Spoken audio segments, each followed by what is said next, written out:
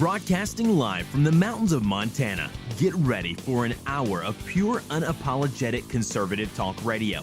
Liberals beware, because this is the Wise Conservative Show. Hello and welcome to episode 89 of the Wise Conservative Show. I'm your host, Connor Wise. Now, this week hasn't really been the best for liberals in our nation. There's been a lot of things that have actually happened, but I'm actually going to start off with something that actually just popped up. It's been out for a few hours now on some sites. For other sites, it's coming out just right now.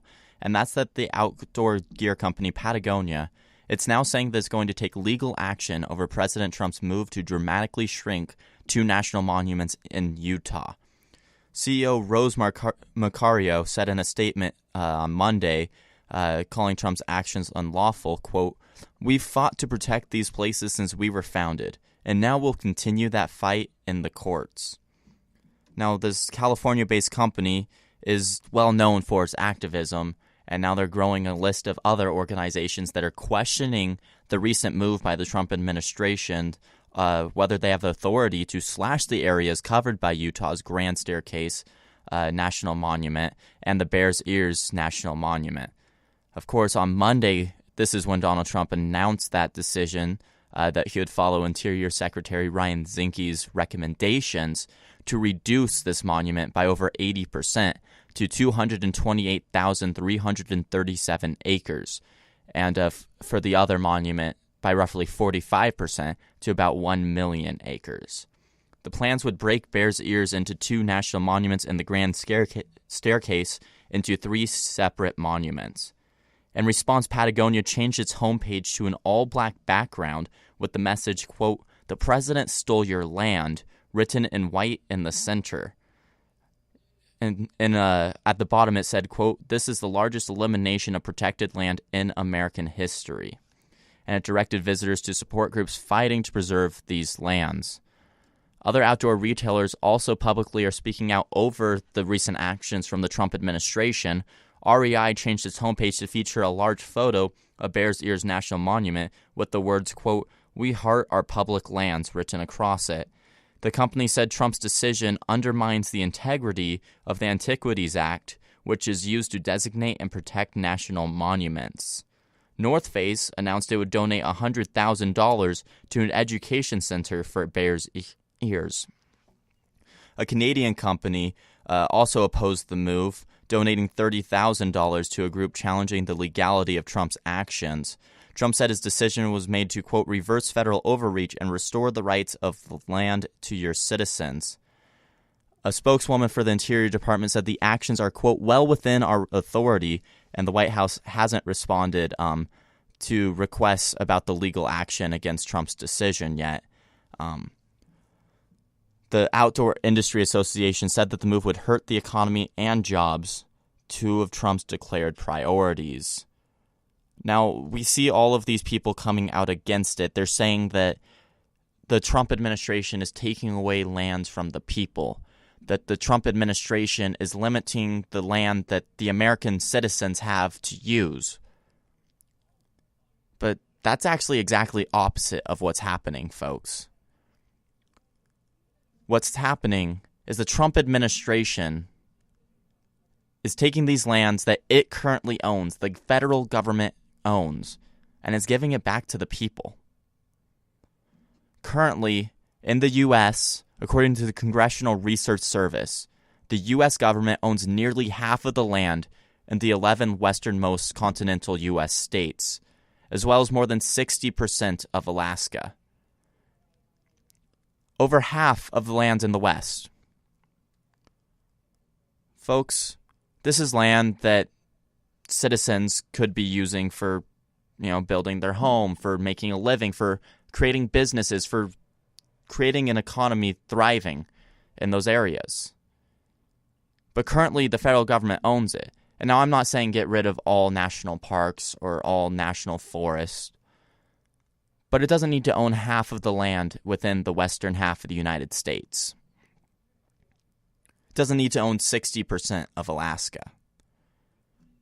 All of these companies are saying that the citizens of the United States are going to be disappointed that they're going to have less land to use.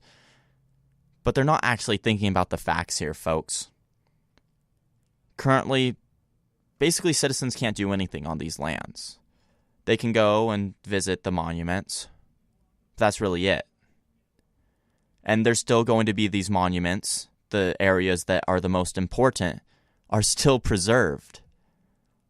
But what it does is it gives land back to the people. The government does not need to own half of the western United States. I don't see anywhere in the Constitution where it says that the U.S. government needs to own half of the western U.S. I don't see anywhere where it says that it has to own this land, where it needs to, for the people. Folks, this land is still going to be okay. It's not going to be destroyed because the government isn't controlling it. The government does not make things all neat and tidy and better than it would be if citizens owned it, if a business was controlling the lands, if a business was driven by the economy to keep it neat, to keep it better than it was before. The U.S. government does not need to own these lands. It was a great move by the Trump administration to do this. It was a great move to give it back to the United States people. And when Donald Trump did say that he was giving this back to the American people, he was right.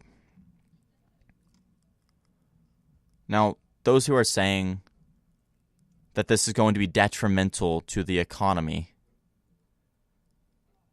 the only reason that this could even possibly be detrimental to the economy is because of political corporations and companies that are using this to get ahead. Patagonia, REI, North Face, all of these companies that are coming out against it. The only reason it's going to be detrimental to the economy is if they do something themselves. They stop selling something in protests, whatever they do. But in all reality, this is not going to hurt the economy. It's actually going to open up possibilities for a better and stronger economy because it's going to open up lands to the public where they can build houses, they can build businesses, they can create jobs. Currently, this land is not being used for anything. This land was barren, this land was not used. But after this, citizens are going to be able to create a thriving community on it. A community that helps the economy, that pushes it forward, that helps someone get a job, helps someone live their life. The left always says that they're for the working class Americans, but every time we have an opportunity to give the working class more jobs, they go against it. Every time we have a chance to get government out of the way so that Americans can have their way, they can have their jobs, and they can have their freedom, the left goes against it. They say they're for those people, yet their actions say otherwise. Their actions say that they're not. The Trump administration made an incredibly good move by doing this. A move that will actually be looked at as a success. And I definitely do not agree with these companies that are coming out against it and now actually creating a lawsuit against the Trump administration to try to block it. It seems as if in this administration, ever since it started, the left has been doing everything they can to basically stop whatever Donald Trump has been doing, no matter what it is. And they've been using courts day in and day out. Anything our president does, they try to block. It hasn't worked in their favor so far, folks, and it's not going to continue. It's not going to work suddenly. I guarantee that they are going to realize that this is perfectly legal for the Trump administration to do, and this is actually better for the public and for the economy. But another big thing that just happened is President Trump saying that he is actually going to move the Israeli embassy to Jerusalem. Now, this is a decision that has been political and in the headlines since the 90s. It's been very controversial and definitely a big move by the Trump administration. But now what we're seeing is some of the top congressional Democrats are blasting President Trump's decision to recognize Jerusalem as the capital of Israel and thus move the embassy there. But some of these top congressional Democrats actually supported the very position that Donald Trump took in the past. Senator Dianne Feinstein penned a letter to the president last week urging him not to move the embassy. The letter said that the move would spark violence, further alienate the United States, and undermine the prospects of a two-state solution. Now, I actually have that picture of that letter here, so I'll read it to you guys. Dear Mr. President, I write today to urge you to reject calls to recognize Jerusalem as the capital of Israel. Doing so would spark violence, further alienate the United States, and undermine the prospects of a two-state solution. The future of Jerusalem is an issue that should be decided by Israel and the Palestinians, not unilaterally by the United States. Recognizing Jerusalem as Israel's capital, or relocating our embassy to Jerusalem, will spark violence and embolden extremists on both sides of this debate. Recall that the Second Intifada, which killed thousands, was sparked by Ariel Sharon's visit to the Temple Mount. This act was perceived by many Palestinians as an act of Israeli provocation, an incursion on land they claimed as Palestinian. For 50 years, Democratic and Republican presidents alike have chosen not to recognize Jerusalem as Israel's capital in order to remain impartial. If you break with this long tradition of bipartisan foreign policy, you'll erode American credibility as an unbiased mediator, alienate us from our international partners such as Jordan, and undermine any remaining hope for a two-state solution. As you know, a two-state solution is the only viable path for Israel to remain both a democratic and Jewish state. Your decision could place such an agreement, which you have described as the ultimate deal, out of reach. I strongly encourage you to reject the calls to change Jerusalem's status so that the ultimate deal can remain within reach. Now, Dianne Feinstein, we all know, has been in the headlines time after time with terrible things that she's said, terrible comments she's made about the president and our previous senators and our current senators. All these people, she's quite honestly very outspoken for all the wrong reasons. Now, of course, we know that the president campaigned on the fact that he would move the embassy to Israel, or to Jerusalem. And now we're seeing, actually, it's coming out that Feinstein was actually among those who voted for the 1995 law passed by Congress that required, quote, the relocation of the United States Embassy in Israel to Jerusalem. The measure also required the U.S. to recognize the city as the capital of Israel. That law, the Jerusalem Embassy Act, passed the Senate by a 93-5 margin, but has never been implemented due to a loophole that allowed successive presidents, of course Bill Clinton, W. Bush, and Barack Obama, the option to issue waivers every 6 months to delay the embassy move. Feinstein slammed President Trump's decision to name Jerusalem as the capital of Israel, despite supporting that 1995 law. She's going back on her word here, folks. Of course, Trump also took advantage of the loophole in June, just because he wasn't ready to make the move yet with funding and everything. And it is likely that he's going to sign another waiver to keep from jeopardizing State Department funding while the relocation process from Tel Aviv to Jerusalem begins. Now, of course, we all know that Bernie Sanders has to get into everything. Well, now he's also slamming Trump's decision. He's saying, quote, there's a reason why all past U.S. administrations have not made this move, and why leaders around the world have warned Trump against it. It would undermine the prospects for an Israel-Palestinian peace agreement and severely, perhaps irreparably, damage our ability to broker it.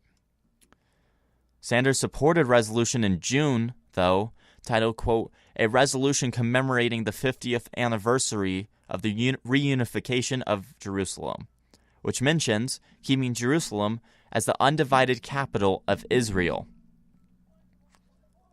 The call to recognize Jerusalem as Israel's capital was also included in the official Democratic Party platforms of 2016 and 2008, saying, quote, "While Jerusalem is a matter for final status negotiation, it should remain the capital of Israel, an undivided city accessible to people of all faiths.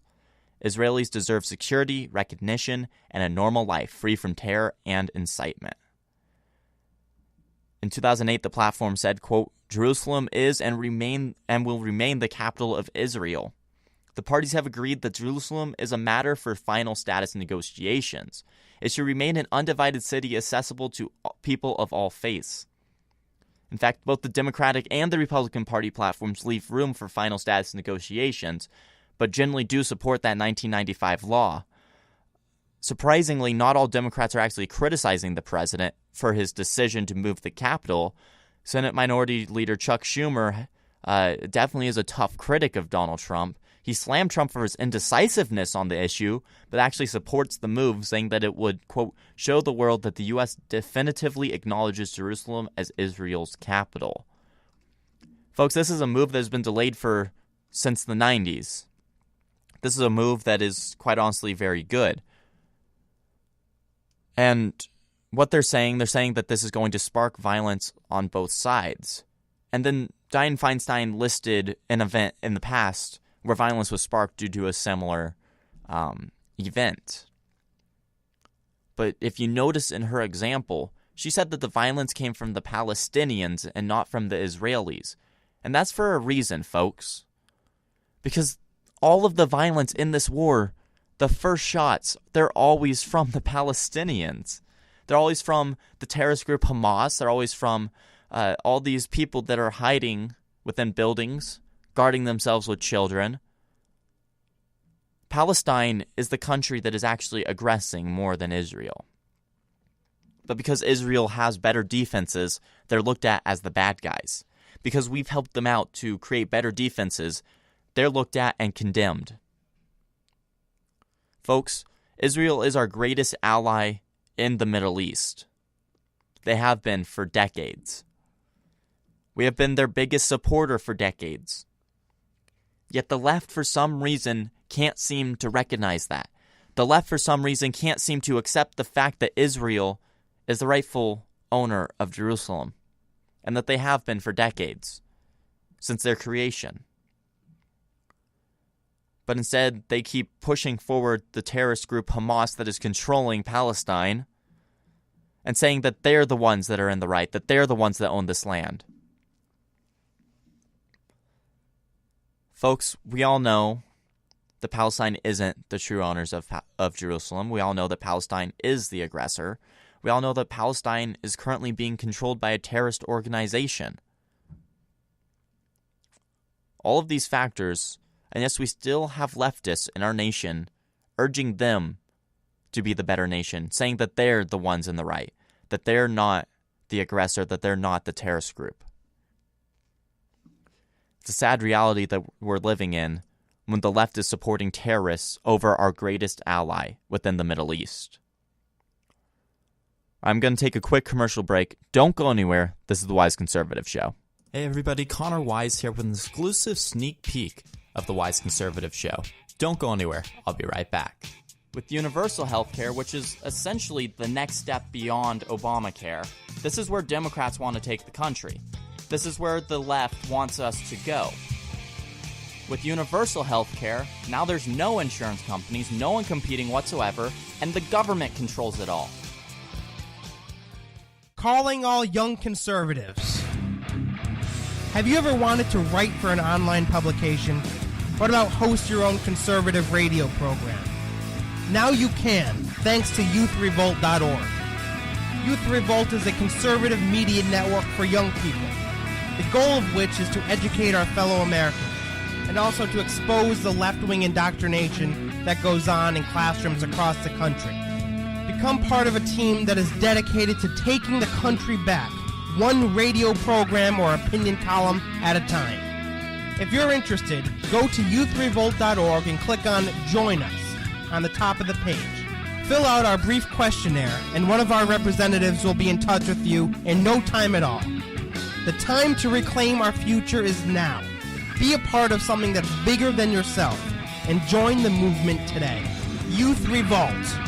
Speak without fear.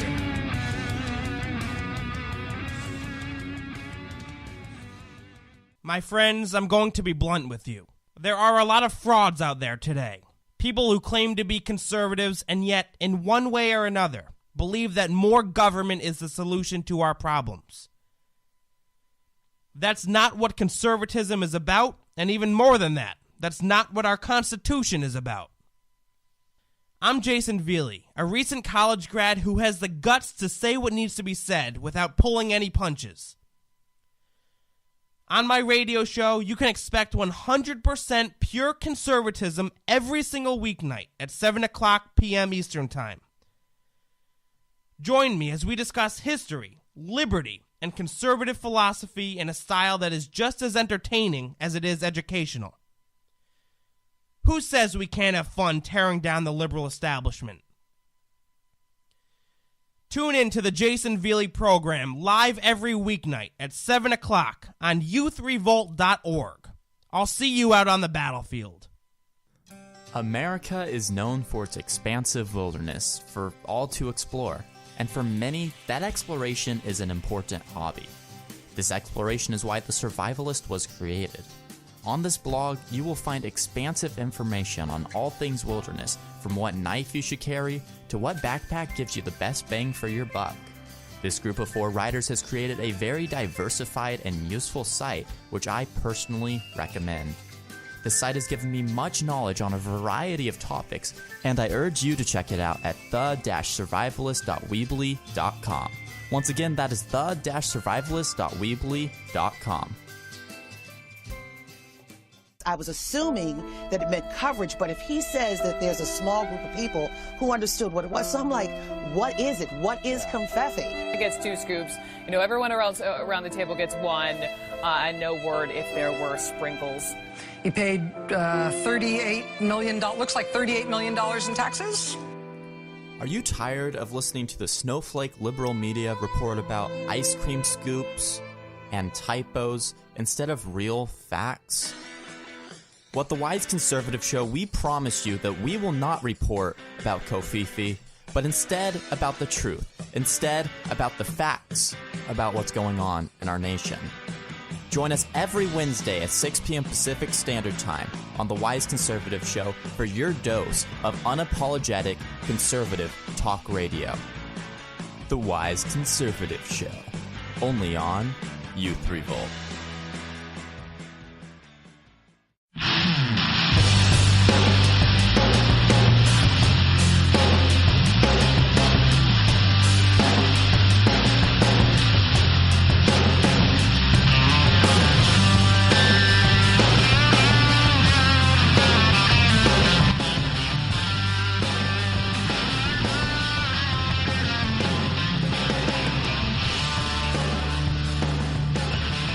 Welcome back to the Wise Conservative Show.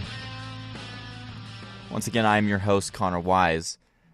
Now, we've always thought that something was a little fishy about the Mueller team that's investigating the claims into Trump collusion with Russia.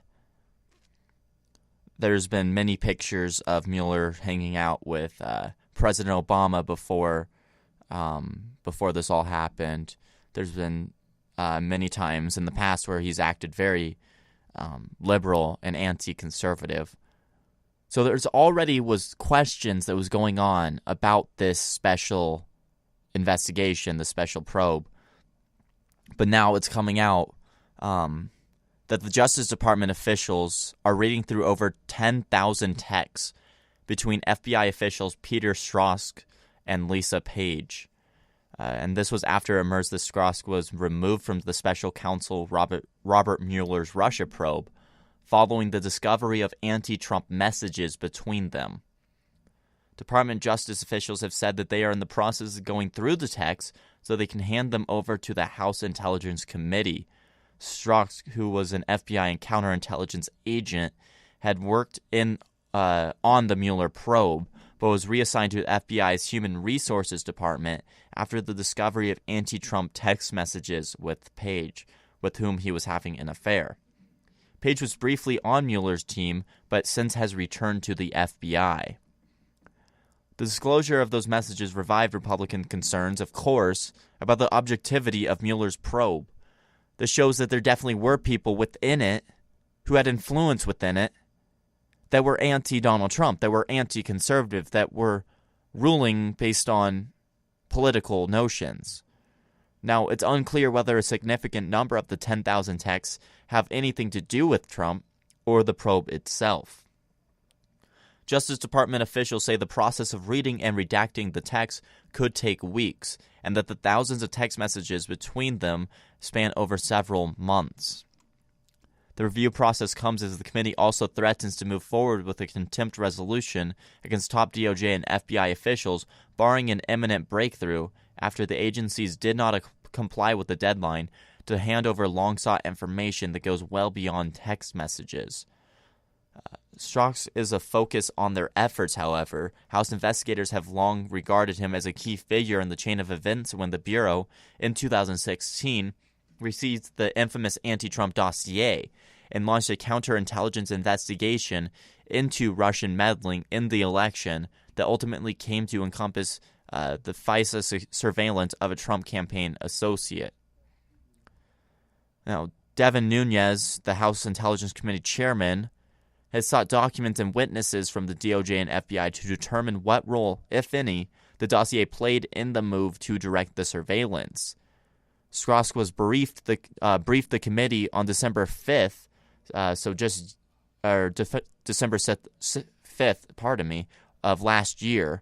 But within months of that session, White House Intelligence Committee investigations were contacted by an informant suggesting that there was documentary evidence that Strzok was purposely obstructing the House probe into the dossier.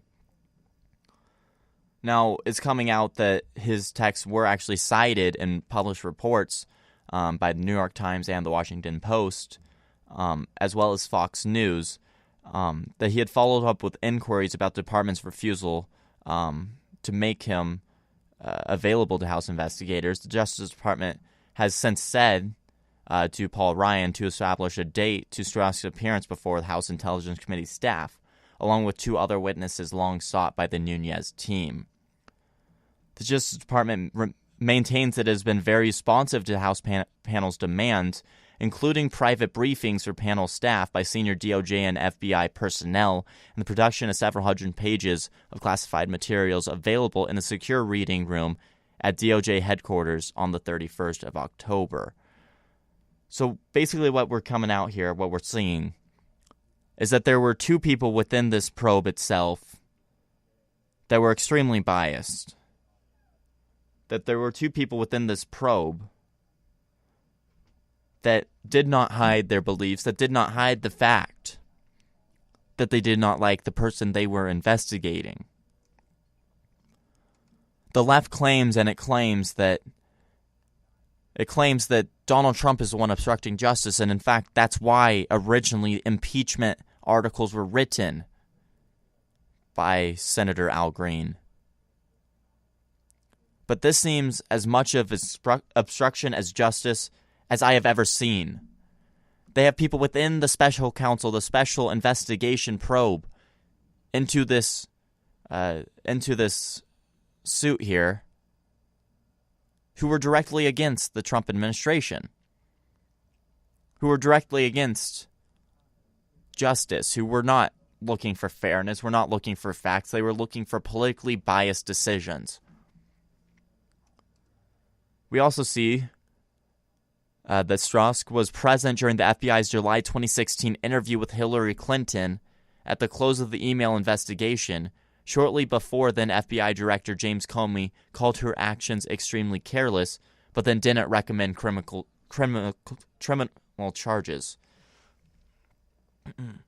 So what we're seeing here is that he was involved in all of this. He was involved in the decision by Comey to not recommend charges. He was involved in the decision by Comey that even though Hillary Clinton was extremely careless and mishandled classified information countless times, that there shouldn't be criminal charges.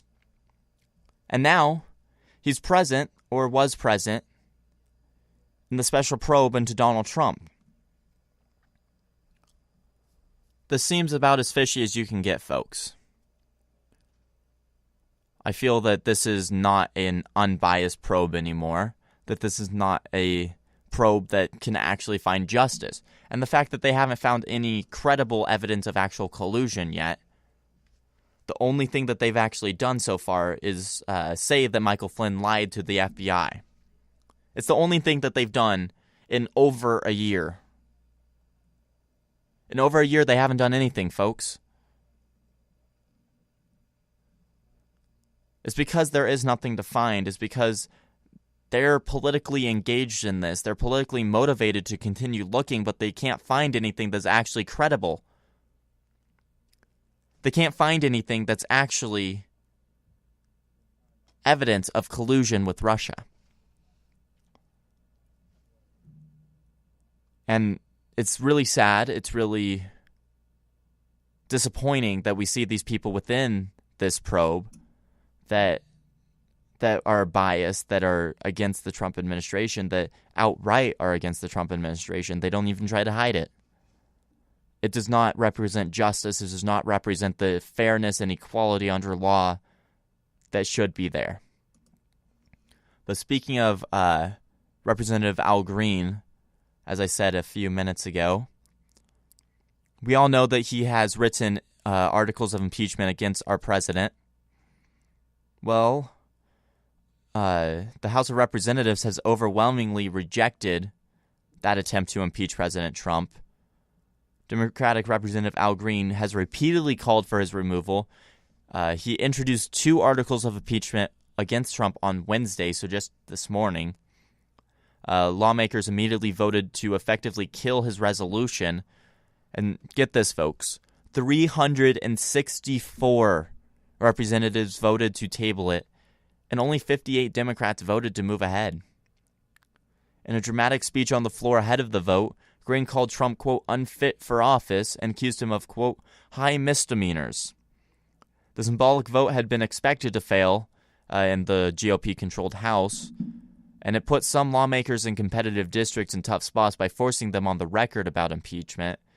Lawmakers did not actually vote on the actual articles of impeachment, but on a procedural measure that would have led to a vote on them.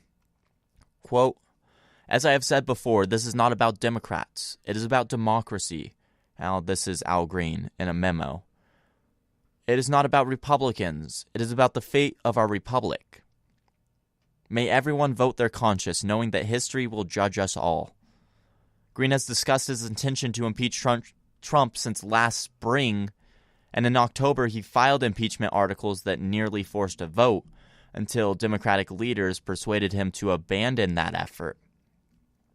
At that time, Sarah Sanders called that effort pathetic.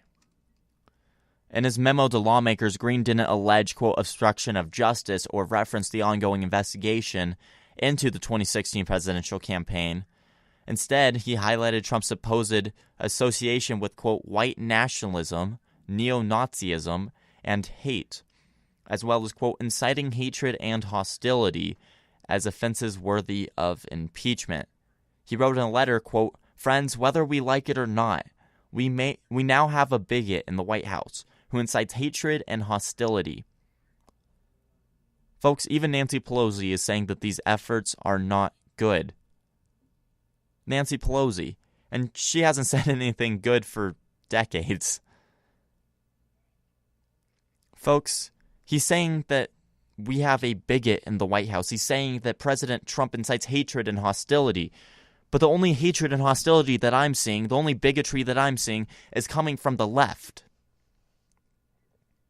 This hatred that they continue to spew out every time we do anything.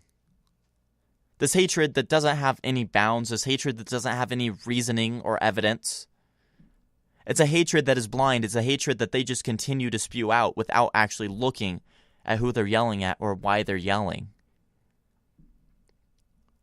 He accused President Trump of high misdemeanors, as I said earlier. He didn't say anything specific, though. He just accused him of them. He's saying that Donald Trump is associated with white nationalism, with neo-Nazism, and hate. Folks, I have never seen President Trump support white nationalism. I have never seen him support neo-Nazism. and I've never seen him support hate. In fact, I've seen President Trump time after time do many grateful acts, many loving acts to those who are his supporters, and even those that aren't. President Trump is a very nice person, and if you actually look at accounts from people who are close to him, you would know that. But again, it's this hate the left has. It's this hatred that President Trump was able to do everything so differently and still become president. That he was able to go directly against the establishment, directly against the norms, the social norms, the political norms. And now he's the commander-in-chief. They have hatred because they don't actually look at what President Trump said during the campaign, but rather clipped up quotes of it that CNN and MSNBC have doctored up to use. They don't look at the entire context. They don't look at the entire sentence. They don't look at all the facts that show that President Trump is a very compassionate person. Instead, they spew this hatred, this blind hatred that doesn't know the truth. This blind hatred that says that he's a white nationalist, that he's a neo-Nazi, and that he spews hate. Folks, I haven't seen President Trump spewing hatred. I haven't seen him spewing hostility. I've seen Madonna calling for the blowing up of the White House. I've seen Al Green calling him a bigot with no evidence. I've seen countless people call him a rapist with no evidence. I've seen people use an already proved untrue dossier to try to take him out, to try to bring him down. Folks, I'm not seeing any of these lies and this hatred from the right. I'm seeing it from the left. But they're going to continue to be hypocritical. They're going to continue to ignore the fact that they're the ones being racist, being hateful, being bigoted. They're the ones who are committing all of these offenses that they claim the right and our president is committing. All right, I'm going to take one last quick commercial break. Don't go anywhere. This is the Wise Conservative Show. Hey everybody, Connor Wise here with an exclusive sneak peek of the Wise Conservative Show. Don't go anywhere. I'll be right back. What it means to be a conservative is very simple. It means that you want to protect freedoms and liberties. You want to protect the Constitution and limit the government. It's a very simple definition. It's a very simple cause to follow. And this is what a lot of people do kind of value conservatism as. Ever wanted to learn the history of the Israeli-Palestinian conflict in less than 10 minutes? Are you looking for the truth about the so-called gender wage gap? Well, my friends, I'll let you in on a little secret. Prager University is a source that I use all the time when preparing for my show, the Jason Veely Program. Dennis Prager and his team have put together a remarkable organization that seeks to explain and spread Americanism through the power of the internet. Their short yet extremely informative videos reach more than 100 million people per year, and they want to reach you as well. Go on YouTube and type in Prager University, or go to prageru.com for all of their latest content. That's Prager, the letter U.com. prageru.com.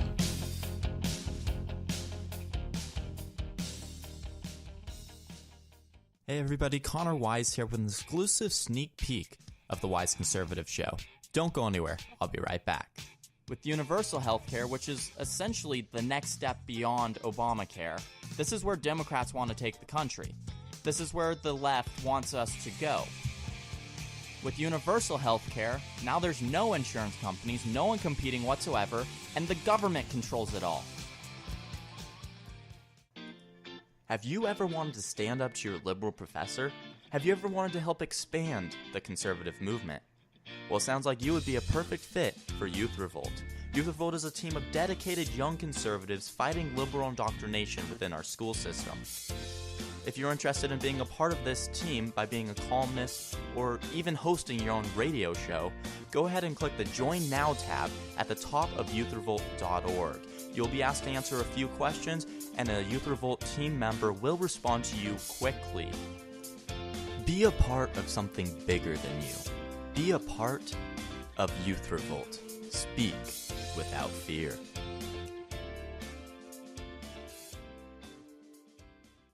If you got a business, that you didn't build that. Somebody else made that happen. Get out of here, you idiot. Sorry about that, folks. Jason Veely here, host of the Jason Veely program. I'm a 22-year-old conservative who is fired up and ticked off at the direction the progressive left have taken this country. Join me every weeknight at 7 o'clock as we promote liberty, advance conservative principle, and work to restore the Constitution of the United States. I can get loud and I can get passionate. How can we afford not to when so much is on the line? Tune in to the Jason Veely program, live every weeknight at 7 o'clock p.m. Eastern Time on youthrevolt.org. I'll see you out on the battlefield.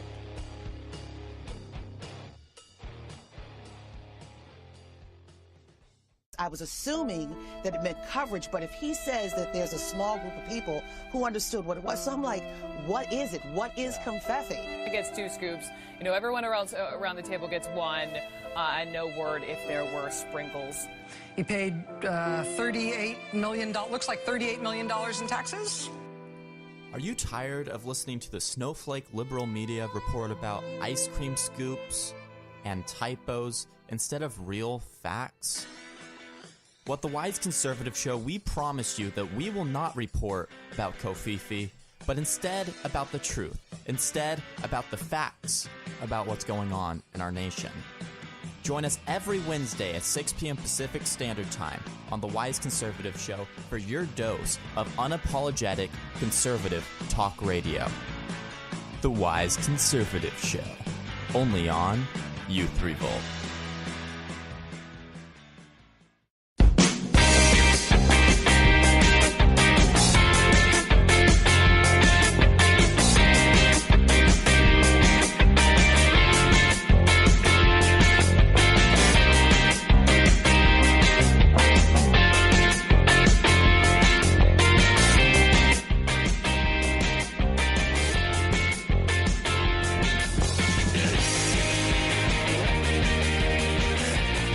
Welcome back to the Wise Conservative Show.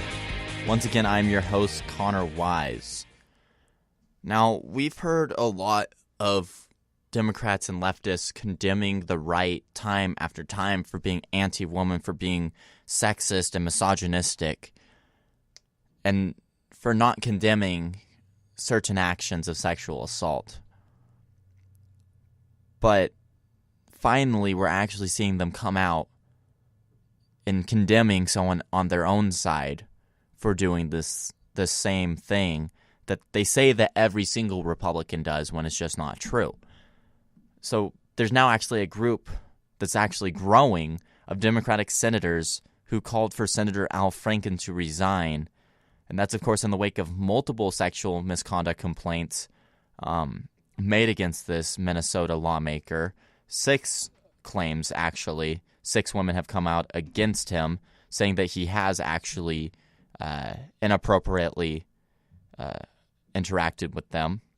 So we have Senators Claire McCaskill, Maggie Hassan, Kirsten Gillibrand, Patty Murray, Mazie K. Hirono, Kamala Harris, Debbie Stabenow, Tammy Baldwin, and Heidi Heitkamp. They were among the women who called for Franken to step down. And so this is something that we've actually been waiting for, because originally, when these claims and evidence, pictures came out, they still didn't call for him to resign. This was a couple weeks ago, 3 weeks ago, folks. And even the leadership in their party still didn't ask for him to resign. Still didn't call for it. Even with evidence and pictures. Now, what we have seen, though, is them calling for Republicans to step down and to drop out with no evidence of anything. And then saying that we have many people within our ranks saying that we need to step down, that we need to deal with this, when they don't even address their own side. So it's good to see that we finally, after almost a month of this, have Democrats coming out against their own person, doing the right thing. Folks, Al Franken is a very terrible lawmaker, a very terrible person. If these claims are true, and there's evidence against or for them, so they are true, folks. And it's terrible that someone like that would ever be elected into the Senate. And it's terrible that it took almost a month for Democrats to actually call him out. If you remember correctly, I did a segment where I said that Franken apologized and that they thought that that was enough. Originally, they thought that his apology for it was good enough and that he didn't need to actually resign. He didn't need to do anything else about it. Finally, though, they have some common sense. Finally, they're realizing that, yeah, they have these misogynistic, they have these sexist and inappropriate people within their own ranks. And of course, this is also coming after John Conyers, a Democrat from Michigan, who retired following numerous allegations of sexual misconduct against him. Folks, the Democratic Party claims to be the party of equality, of feminism, of egalitarianism, whatever they call it. But they're not actually the party of equality. They're not actually the party of respecting anyone, of actually helping anyone. We see this on many different issues. They're always the ones who claim to be the good guys, but then when you actually look at the nitty-gritty details, they're not. When you actually look at the details and the facts, they're directly opposite of what they say. Folks, they're going to continue to say that they're better than Republicans, they're better than conservatives. But we know that's not true. We know that they're the ones actually committing all these acts. And it's sad that they're going to continue to be titled as the party of equality by all the leftist media and themselves. Because we all know that they're not. We know that they're lying and that they're trying to manipulate the American public just to get votes. And they're going to continue to manipulate and to lie to the American people to try and get these votes, no matter what the repercussions are. They don't care. All they want is more power, more control of the government, more control of your daily lives. And they will do anything to get that. But moving to a more hilarious note, actually. So we all know that there's a lot of snowflake liberals in the world, especially in college campuses. Well, it's coming out now that being called a snowflake, according to many college students and young people, is damaging to mental health. Figures show that the majority of young people, millennials, think that this term is unfair, and even more think it could have negative effects of its own. The snowflake generation, of course, you all know, is a disparaging term that is very commonly used to refer to liberal millennials who are perceived to be oversensitive and intolerant of disagreement. And so we can definitely see through research by insurance firm Aviva, it found that 72% of 16 to 24-year-olds think that the term is unfairly applied, while 74% think it could have a negative effect on young people's mental health. Now, almost half of this group, 16 and 24, said that they had experienced stress or anxiety compared to just over a third of all normal above 24 adults. And young adults also were more likely to be uncomfortable talking about a mental health problem, with 1 in 3 saying this compared to 27% of all adults. So what we're seeing here is, quote, this is a quotation now from the study. Any term used disparagingly to a segment of the population is inherently negative. What we see is these liberal snowflakes. They freak out over anything. They get triggered, and they freak out. And, of course, that's going to be detrimental to your health when you're freaking out over every little thing. But they think it's unfairly applied. They think that we shouldn't be able to say this, and they think that it's unfair that we say this term. But that actually makes me want to call them snowflakes even more, folks. It makes me want to use the term quite more often, and it makes me want to use the term for all of these liberals that are triggered, that are freaking out, that are melting over every little thing that the Trump administration does. We see many of them now on college campuses. I mean, I'm right here on a college campus. Many of them are freaking out over President Trump's move to reduce the size of those monuments that we talked about earlier. They're going crazy over it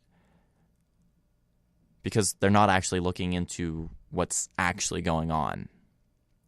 They freak out. They don't look at facts. They just share random memes that Occupy Democrats has put out onto the internet, that BuzzFeed has put out, that CNN has put out. But they don't do research, folks. They don't know that over half of the U.S. is owned, or the Western U.S. is owned by the government. But they just freak out. They just melt. And I'm going to continue to use snowflake because it's a very fitting term. And I think it's hilarious that all of these snowflakes are now trying to complain about being called a snowflake. And ironically, they're triggered and melting over the fact that they're being called a snowflake. It's actually the most fitting thing that could have happened. It's fitting them just to what everyone already knew, that these liberal millennials, that many of them are just going to melt over anything. All right, that's all for today's episode of The Wise Conservative Show. I'd like to thank you all for tuning in. My name is Connor Wise. You can find me on Facebook.com for Youth Revolt and also at youthrevolt.org. Visit me at Spreaker.com/TheWiseConservative, and you can subscribe to this podcast on iTunes.